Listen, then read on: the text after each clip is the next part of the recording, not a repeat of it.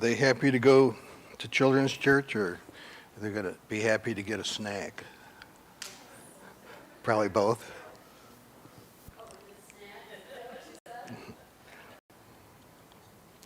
What they need is a little more sugar to get them going a little bit.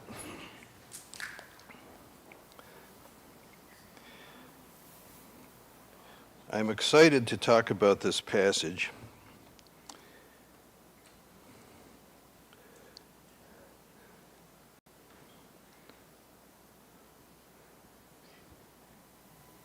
I'm going to read it to you first, and then we'll look at it. There's more here than what first appears. This is 2 Samuel 5:17. When the Philistines heard that they had anointed David king over all Israel, all the Philistines went up to seek out David. And when David heard of it, he went down to the stronghold. Now the Philistines came and spread themselves out in the valley of Rephaim.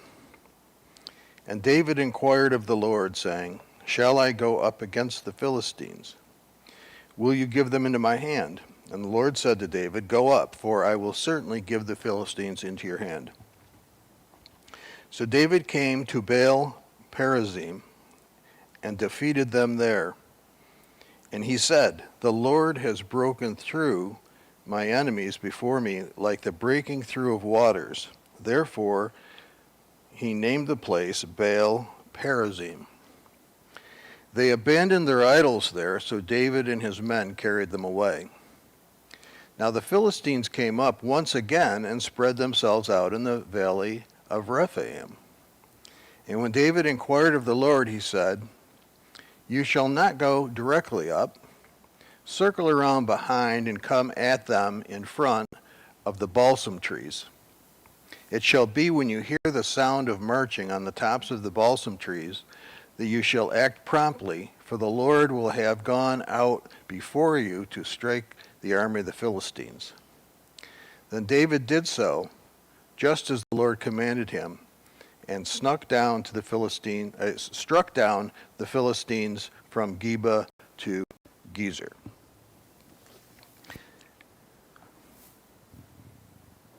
Okay, move it up, please.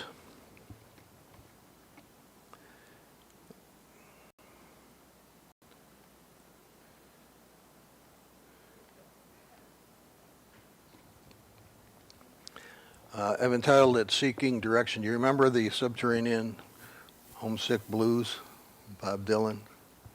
Well, there's a line in there that says, You don't need a weatherman to know which way the wind blows. And that's a fact.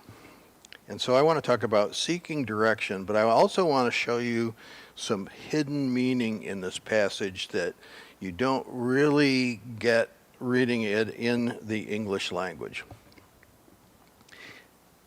The slide with the up and down, please, Andrew, the next one. When the Philistines heard that David had been anointed king over Israel, all the Philistines went up in search of David. But David heard about it and went down to the stronghold.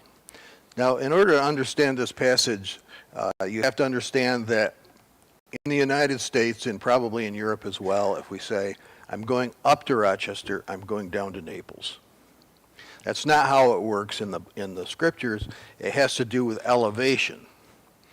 And so if you were in Canandaigua, which is a lower elevation, it's like 500 feet lower than Cheshire, because the Menteith Creek goes down, it's 490 or something feet drop. So we would say, I'm going down to the lake, or we would say, I'm going up to Cheshire, no matter from which direction you're going.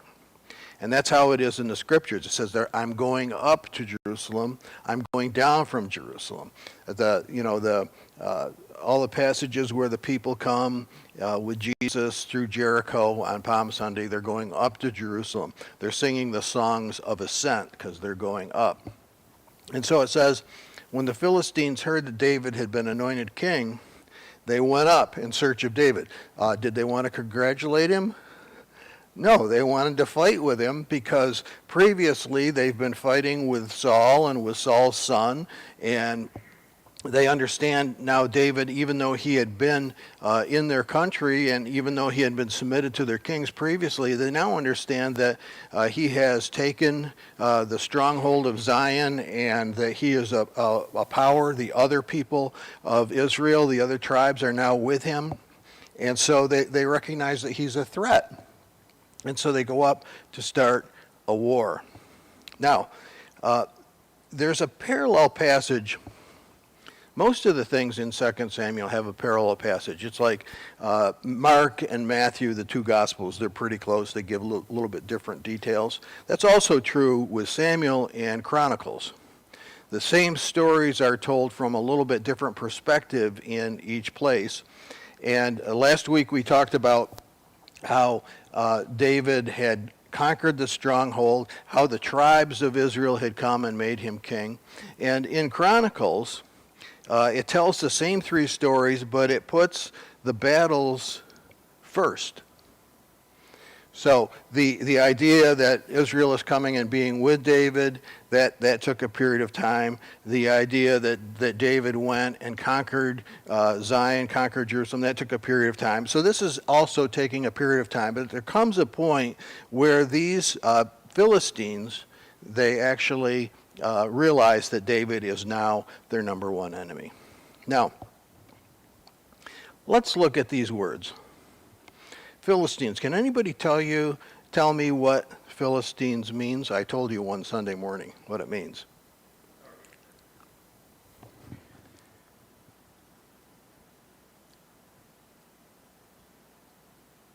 Why is it already up there?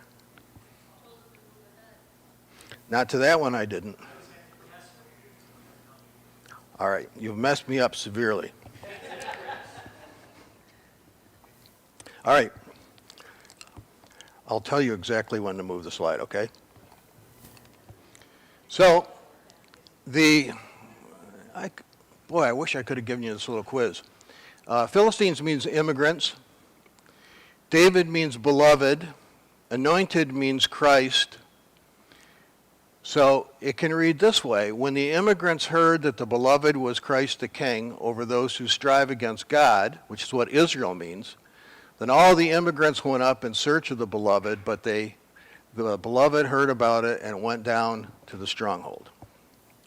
So that's lost on us in English, but somebody reading this in the original language, this would not be lost on them, because they would understand that the words for these names, they would understand that it gives an alternate kind of understanding, which is a Christian understanding of the Son of David, who Jesus is said to be. Okay. You may move it ahead now. Now the Philistines had come and spread out in the valley of Rephaim, which is the valley of giants. And if you want to look online, Google this valley, and you will see skeletons of giants. And in the beginning of Genesis, we find these Rephaim, these giants, mentioned. They're also mentioned when the children of Israel came to the promised land. They sent the spies in, and they went in and they said, there's giants in the land, and we felt like grasshoppers in comparison to these giants. We can't go in, but Joshua and Caleb both said, yeah, we can do it, we can go in. Now this valley moves from Jerusalem, and it goes across from east to west to the Mediterranean Sea, the land of the Philistines. And today, there is a railroad that runs down through this valley. And so if you were going to go up to Jerusalem, and you were from the plain along the Mediterranean, you would almost have to come up through this valley to get to Jerusalem. So there's two stories of battles that occurred in this valley, and in both cases, David inquired of the Lord. So we have to say, well, what are the giants in your life? You know, David was a giant killer from the time he was a little guy. So what are the giants in your life? Is it health? Is it family trouble? Is it psychological trouble? Is it financial trouble? What are the giants? The giants are anything that is keeping you from getting to the plan that God has in your life. And so here we have, metaphorically, the valley of the giants filled up from side to side with Philistines, with immigrants. No border crossing there. What we also have to understand when we think about the immigrants is that the Jews themselves were immigrants.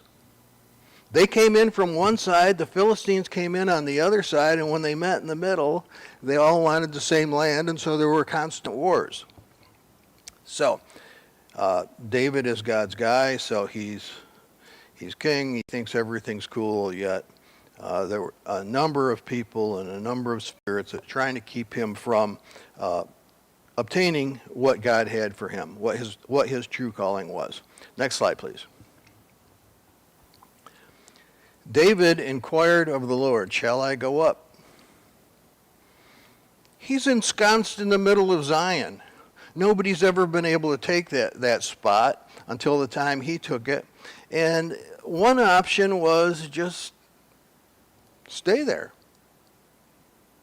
not fight the war. And I'm sure that if they took a vote, there'd be a whole lot of people that were in the army of David that would say, why should we fight this? Why should we get involved in it? And David wasn't sure that he should get involved in it, so he asked God. Now, this means that he prayed, not just the one-sided prayer. The one-sided prayer is, God, I want this, I want that, I want this, I want that. The other side of prayer is, what does God want? Prayer is speaking and listening, hopefully listening more than speaking. The old joke is we have 2 ears and 1 mouth, and so we should listen twice as much as we speak. And so he asked God, and it doesn't really tell us how he asked God. We can assume, since the priest was with him and that he had the Urim and Thummim with him, that they could cast the dice each time in each question. And I want you to notice in this passage, it's different from all previous passages, because all previous passages emphasize David's military acumen. And in both of these battles, it's God who wins. It's not David who wins. It's David who listens to God, and the battle belongs to the Lord. It says in the New Testament, we wrestle not against flesh and blood. We're not fighting any human war. We're battling against wickedness in the high places. We're in the spiritual realm. And so here he says, should I go against these? Will you give them into my hand? I had a picture of a hand with a man in it, but they wanted me to pay for it. So you don't get it. You get a banana. Best I could do for free. Shall I go? Next slide. So David came to Baal Perazim. Now notice, the end of that says, therefore that place is called Baal Perazim. So prior to that time, it had a different name. And so many times in the historical record, it tells why names of places were changed for what happened there.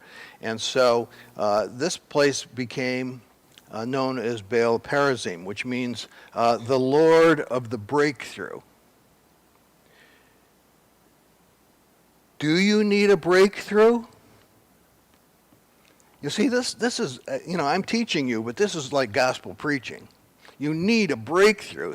God has to do something for you to solve your problem. And so David comes to this place and he defeats them there. And he said, the Lord has burst forth against my enemies before me like a bursting flood. Someplace in the scriptures where it talks about the end times, and it makes this statement at the end of it. I'm not sure where it is, but I could look it up. It says, in the end will come with a flood. There's something holding back, and then all of a sudden the abundance of waters come and just like that. And so this is how the battle was won, because the Lord burst forth. It was a supernatural war. It was a literal blood and guts war, but it was a supernatural war, because in this case, God is fighting for David, because God wants his people united. God wants his people to be blessed and prosperous and so forth. He wants the best for people. That's the God we serve. He wants the best for each of us. And if we will listen to him, and if we will live our lives according to what he prescribes, then there's going to be blessing. And if we don't, then some of the cursing might come upon us for certain things that we might do. So, David wins. God wins.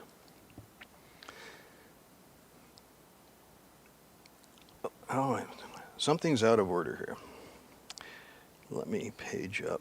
Well, just go to the next slide. Is it the fire? It says, I got this one out of order, but that's okay. We'll go with it. It says that no, I'm way ahead of myself here. In the second battle, it says, or maybe it was the first battle, they left their idols. The Philistines left their idols. Remember when we first started this way back when, and Eli and Hophni and Phinehas, they take the ark of the Lord into battle with them, because they thought, hey, we got to take our gods with us, because if we don't please our gods, then we're probably going to lose. And so the Philistines lost, and they left their gods with them. And so it says in the scriptures, previous to this, under Moses, when you come to that place, you're to break down their altars, smash their pillars, hew down their sacred poles, and burn their idols with fire. How would that work today in the United States? I mean, we've got Hindu temples here. We've got all kinds of different religions here, but we're in a country that has religious liberty, which is, I mean, that definitely has its benefits, don't you think? But then you have to allow everybody else to whatever their weird stuff is. But in the theocracy, in this time, they were told to go in and to tear these things down and not worship these gods. And these gods of the Philistines and the Canaanites and the different people, the Amorites and the Hittites and the people that were around there, these were snares to the people of God, because you can't really serve an idol and serve God. You can't really put anything ahead of God and truly and honestly serve God. And so they were told that they were supposed to burn them. So it tells us in Chronicles, which is the parallel story to this. Next slide, please. They left their gods there, and David gave a commandment, and they were burned with fire. It's interesting, in this passage, it says they just took them.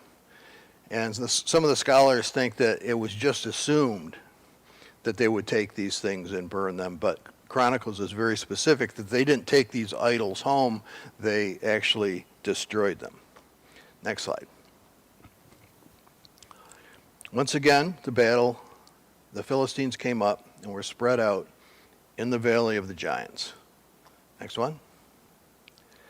When David inquired of the Lord, the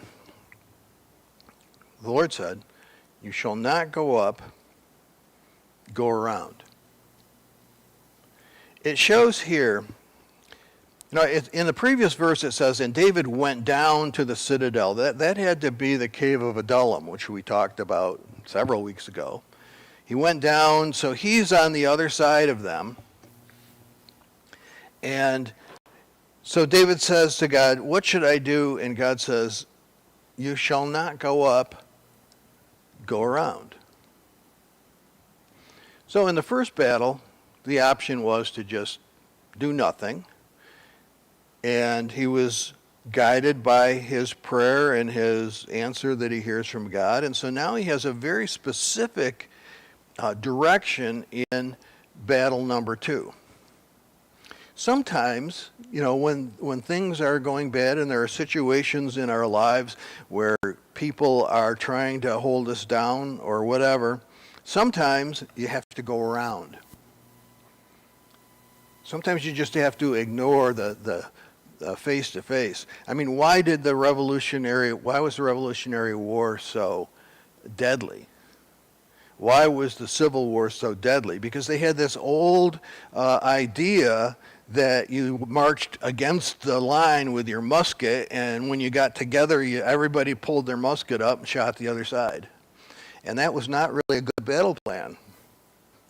And so here, David is told by God not to do that, but to go around. Come up on the rear, opposite the balsam trees. Well, what the heck is a balsam tree? And why are they there? And why did God ask him to do that? All very good questions. Next slide, please. When you hear the sound of the marching of on the tops of the balsam trees, then be on the alert, for then the Lord has gone out before you to strike down the army of the Philistines. Well, I looked up these balsam trees, and, to be honest, sometimes this has been translated pear tree, sometimes it's been translated other things, because they're not 100% sure what a balsam tree is. But what a balsam tree is today is a plant similar to those little bushes that people put in front of their house with the little red berries, and when you squeeze the berry when you're a kid, you get sap all over your hand. You know what plant I'm talking about? Oh, this looks good. Squeeze it, and then you can't get it off your hand. But these are taller, but they're like that. And they're sometimes called weeping trees, because the sap drips out of those berries, and you don't park your car under it. It's almost like a weeping willow. And so he's told to go around, to do it a different way than you did it before, and come at it from a different angle that you came at it before. And when you hear the sound of marching on the tops of the trees, then be on the alert, for the Lord has gone out before you to strike down the army of the Philistines. Well, there's something here. Next slide. Jesus answered, "Very truly, I tell you, no one can enter the kingdom of God without being born of water and spirit. What is born of flesh is flesh. What is born of spirit is spirit. Don't be astonished that I said to you, you must be born from above. The wind blows where it chooses, and you hear the sound of it, but you do not know where it comes from or where it goes. So it is with everyone who's born of the Spirit." So, as I mentioned, next slide, please. As I mentioned many other times, that in Hebrew and in Greek language, the word for breath, for wind, and spirit are the same. In fact, in the King James Version, this word ruach is 232 times translated into the word wind, or the word spirit. Wind, 92 times. Breath, 27 times. It's a very common word. Mind, vein, air, anger, a few other ways. But generally speaking, it says in the scriptures that God breathed onto the earth and people became living souls.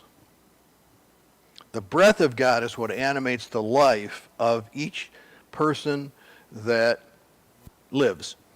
You have to have the air in order to live, because God has given us the breath, which is the same word in both languages as wind and spirit.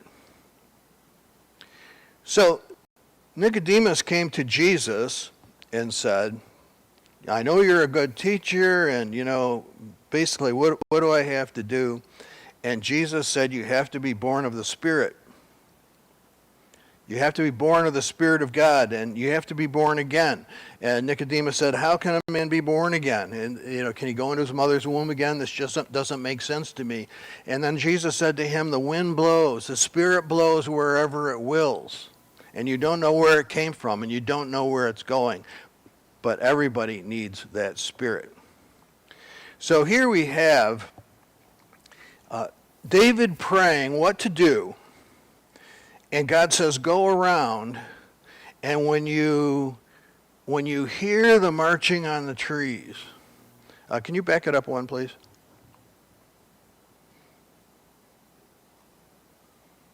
Let's see if I can back it up one. Good.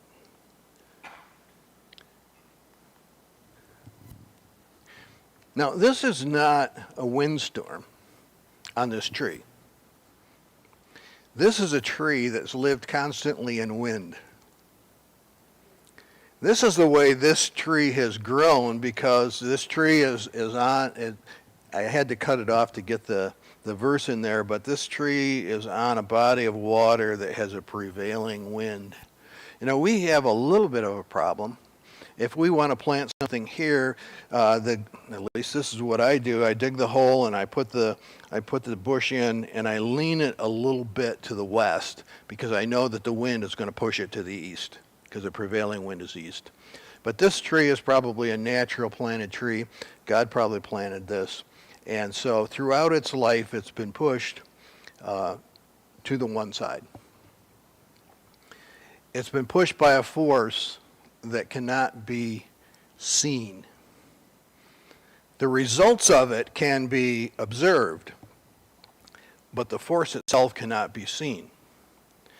And so Jesus uses this metaphor to explain to Nicodemus that Christianity is something that not necessarily can be seen. It's something that has to move on your life like the wind or like the breath.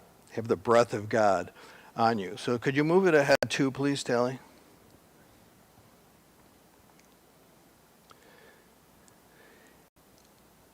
And David did just as the Lord commanded. What? This time. This time.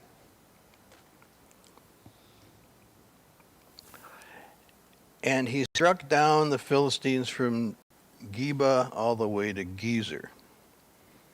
I thought a Gezer was an old guy. Maybe that is what it means. Maybe till the end of his life. Actually, this is the end of the Philistines. And David, in the struggle between Philistines and the kingdom of Judah and the kingdom of Israel is over. They never regained their power.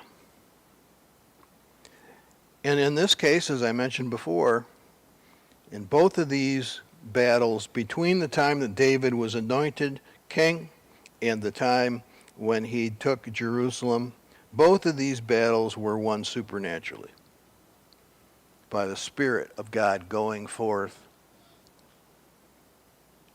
and accomplishing what he would do. So, next verse brings us into a whole new era.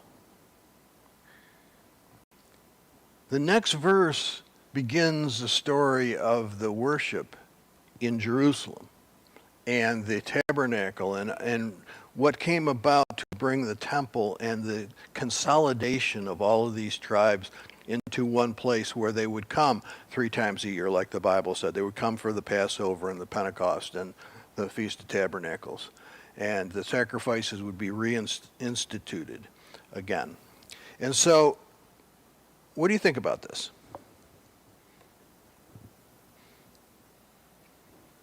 I'm done early. I can't believe it. God's working it out. It's his plan. Can we have some microphones, Tally?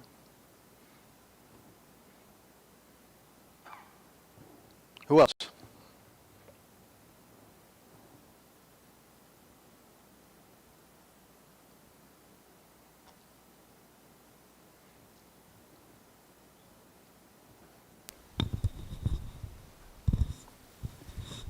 When you translated those words, beloved and immigrant and all that, and it seemed like the Lord, David, was going down. And then a little later, David goes around. And it just struck me that Jesus, on his way to Jerusalem, when it was clear he was going to Jerusalem, where he would die, that when he came to is it Samaria, that they refused him. And it says he went another way. He went around. Instead of forcing his way through, he just went around and found another way to go. When his disciples are saying, we can take care of these. And Jesus went around as well. As he was going to, provide us with the invitation to salvation. The breakthrough. Like a flood. So, I mean, this can easily preach. David, this is my beloved son. And literally that means this is my son David. This is the son of David that was prophesied, in whom I'm well pleased. Wait in Jerusalem till you are endowed with power from on high. There's the Spirit of God. So there's stuff in, it looks like a couple of paragraphs on 2 battles, but there's more to it. Thanks, Rick. Anyone else?